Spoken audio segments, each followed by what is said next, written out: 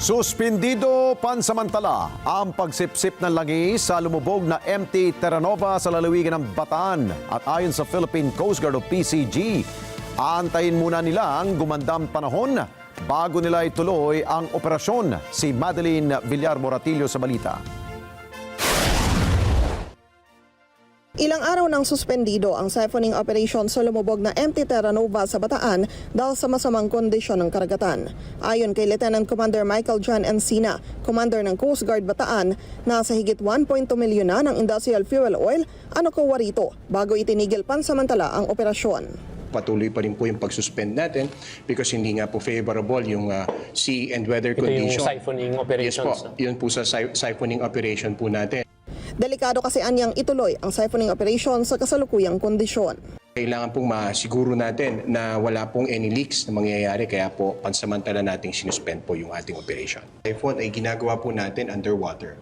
So there are many contributing factors, variable that we have to consider. We are maximizing the minimal and identifying most probably the minimal risk na pwede pong maidulot ng operasyong ito. Sa pagtaya niya, 1 hanggang 2 araw na lang ang kailangan at may higop na lahat ng langis. Habang nakatigil ang siphoning ng mga nakuwang langis sa Terranova, inililipat naman ito sa treatment facility. Ayon kay Encina, maging ang paghigop sa tubig dagat sa lumubog na MTKR Jason Bradley, natigil rin pansamantala. Pag lumutang na po ito, dadalhin din po ito kung saan po dinala si Mirola Uno. So dito po sa may diving industry, sa may Alice Asin, Mariveles, Bataan, kung saan po we will conduct a thorough investigation po dito. Magpapa-onboard po tayo ng mga VSEI team natin o yung Vessel Safety Inspector. Tiniyak ng Coast Guard na sa oras na gumanda na ang kondisyon sa karagatan ay agad sisimulan ang siphoning operation para maiahon na ang mga lumubog na barko.